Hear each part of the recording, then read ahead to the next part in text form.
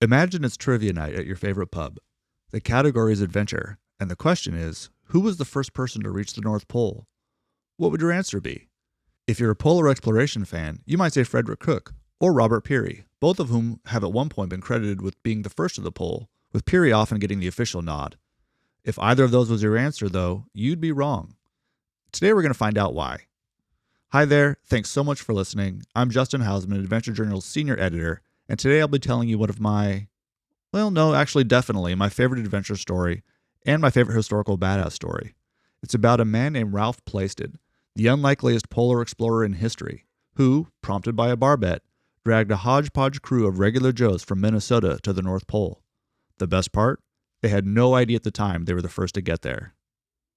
This story first appeared in Age 8, issue number 23. It's called Hold My Beer. I wrote this piece as a historical badass a few years before, and we liked it so much we decided to expand it into a full-length story for the print issue. If you like it and you'd like to read it for yourself, you can pick it up on our website. So now here is Hold My Beer. We hope you enjoy it.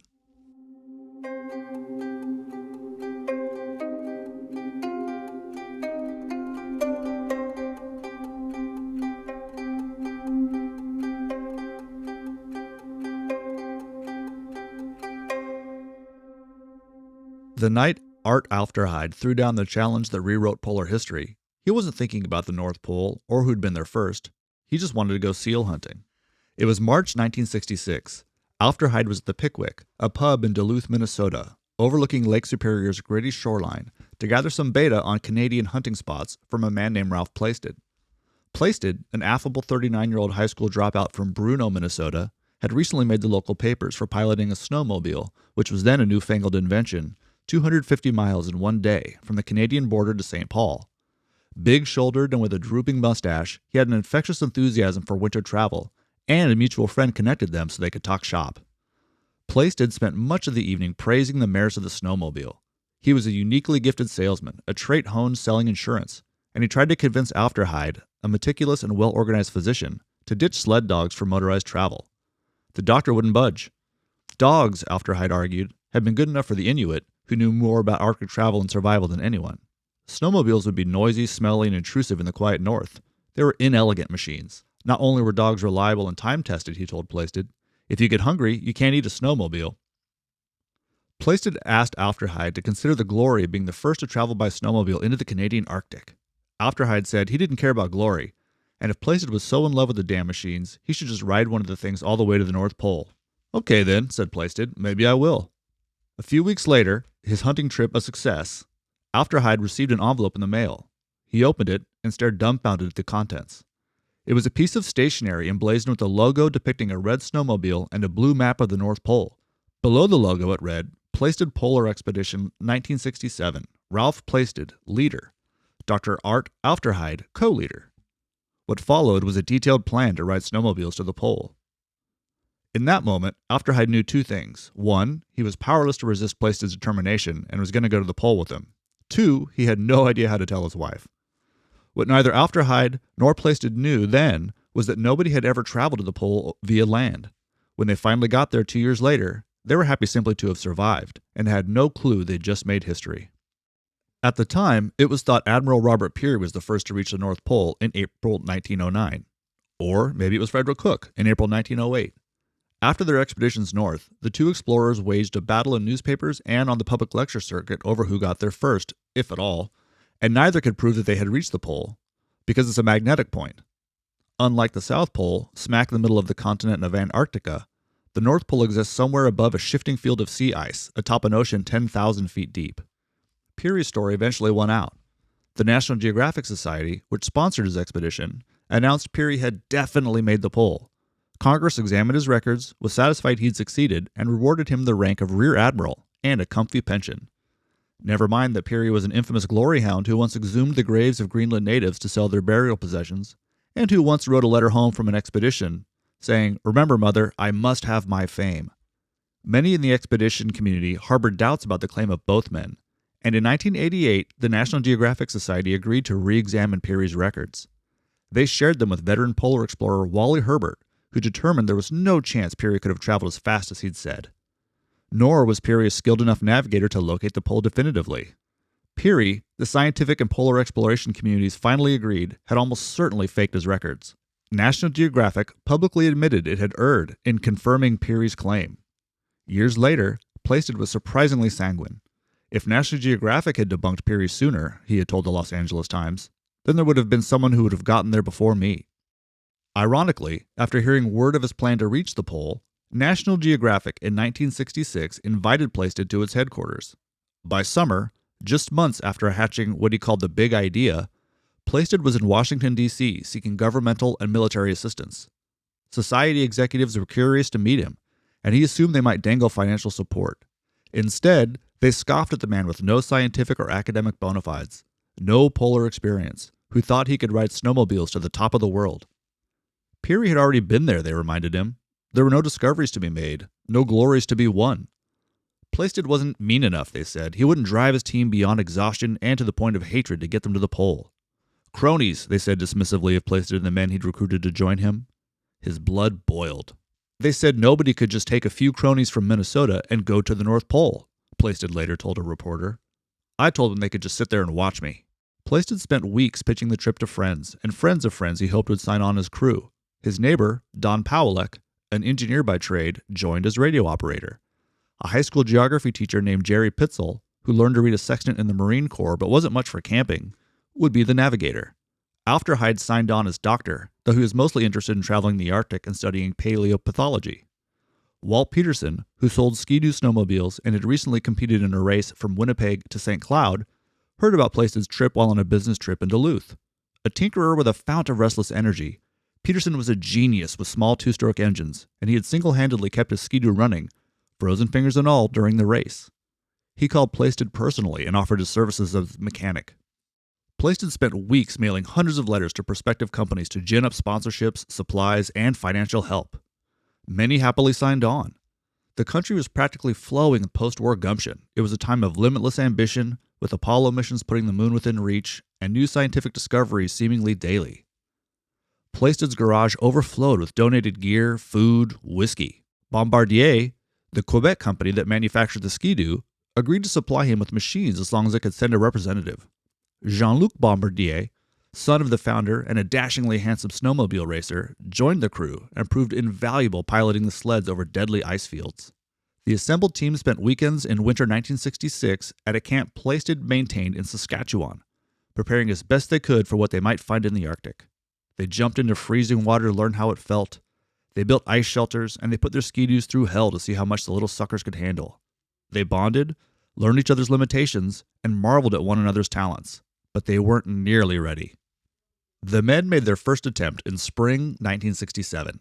The Royal Canadian Air Force flew the crew, their crates of snowmobiles, and the rest of their supplies, including Plaisted Expedition-branded parkas, to a base station called Eureka on Ellesmere Island, 700 miles from the pole. After initially heading in the wrong direction, south, on the first day on the ice, the crew traveled more than 200 miles north in roughly a month. Then, a week-long Arctic blizzard, which Plaisted referred to as the Big Blow, trapped them for a week inside their tents, scared and freezing.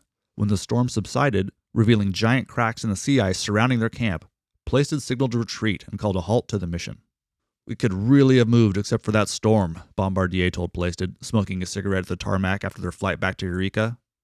"I hate that storm." Plaisted, unfazed, immediately drew up a plan to try again the following spring. Peterson had kept the plucky little Ski-Doos purring for hundreds of miles through the snow, so they knew they were reliable. "We made 200 miles across the ice and no one was hurt or killed," Plaisted told his team assembled at Eureka. "We got through the Big Blow. We deserve another chance, and I'm going to get it for us." They'd learned a great deal about the mysterious colors and patterns of ice in the Arctic too, such as which ridges were passable and which weren't. They learned to fear the dark black sickles they saw on the horizon as leads of open water. Sea ice isn't brittle like freshwater ice. It bends and seems to stretch underfoot, and the different hues of blue and gray indicated age and thickness of the ice, all of which they became experts at deciphering.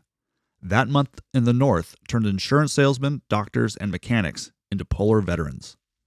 "We can never cross that." It was March 1968, and the second Plaisted expedition was just underway.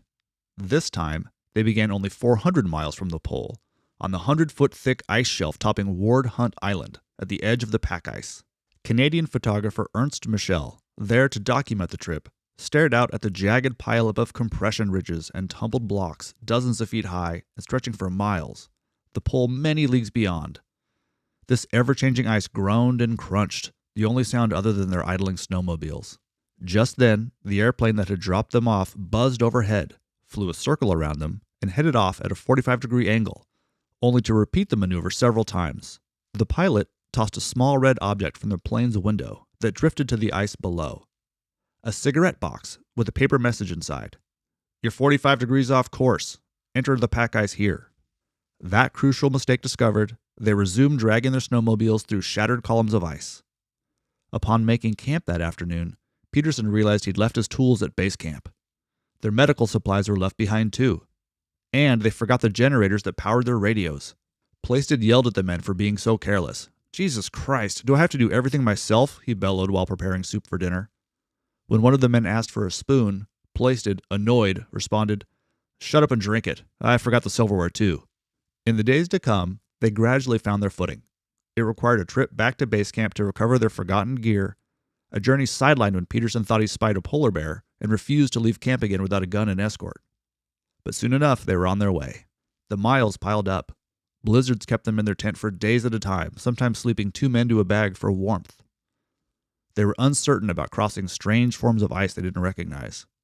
Aerial resupplies were often grounded by poor weather, leaving them dangerously low on fuel and food. A month into the expedition, the group encountered precariously thin sections of ice and unpredictable veins of black water, with only a crust of frost on top. Plaisted decided to split the group, sending Aufderheide and Paulik back to base camp to lessen the weight on the ski-doos and to aid in planning. Pitzel, the navigator, flew to the ice from base camp to direct them on the final push, as did a cameraman, so someone not formally part of the expedition could prove they made it. Paulik, crushed not to be invited to the pole, threw a glass against a wall at base camp. Disaster nearly struck weeks later when the team encountered a narrow lead of water impassable for miles in either direction. Peterson watched an ice floe drift toward their position and convinced Plaisted they could use it as a bridge over the lead. They gunned their snowmobiles, shot across, and almost all made it safely, but Peterson's ski-doo lost momentum and began to sink. Plaisted, who was terrified of drowning in the black Arctic water, sprinted to drag his friend and the sled to the far frozen shore. They caught their breath and pushed on.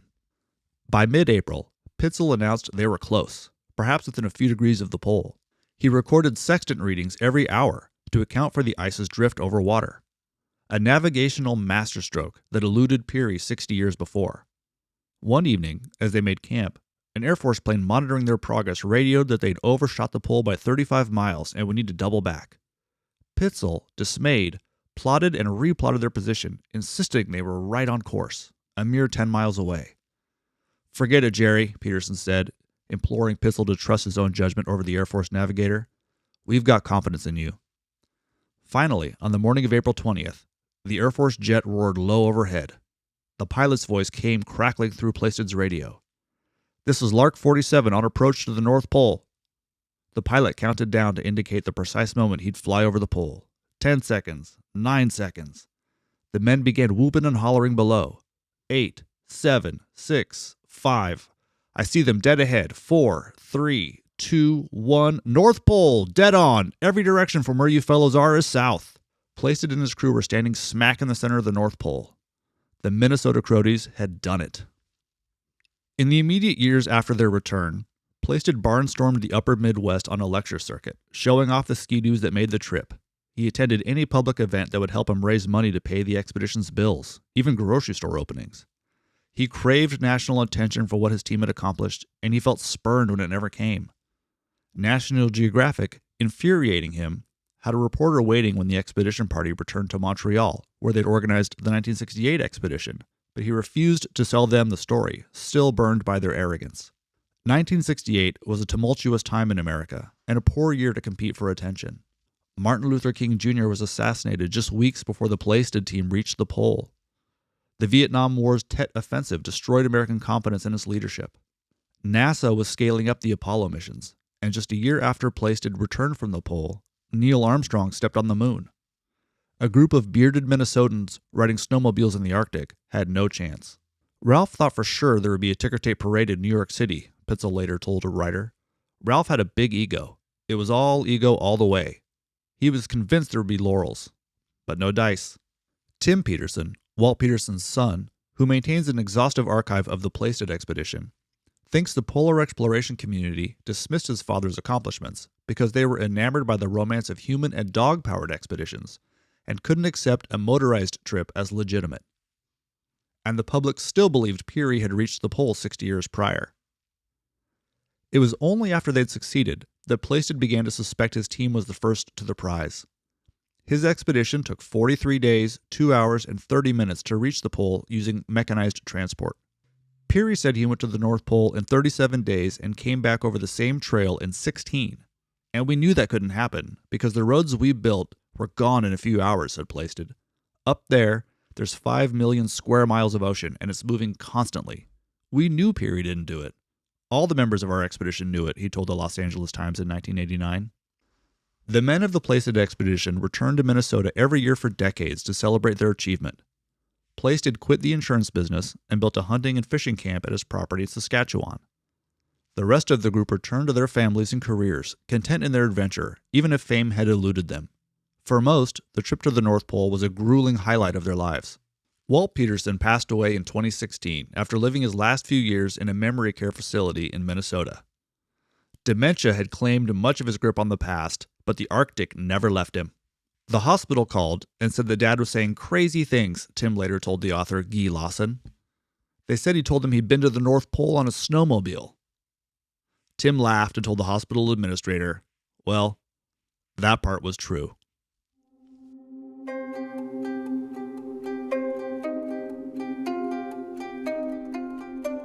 Incredible story, isn't it? Seems like it should be a movie, and it almost has been.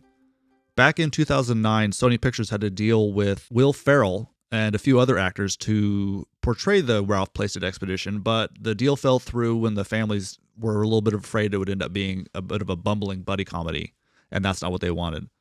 I've actually sold the rights to this story to another production crew who's been in contact with the Peterson family for a couple of years, and we're working to hopefully get this into a picture that can finally make it to theaters to tell the story.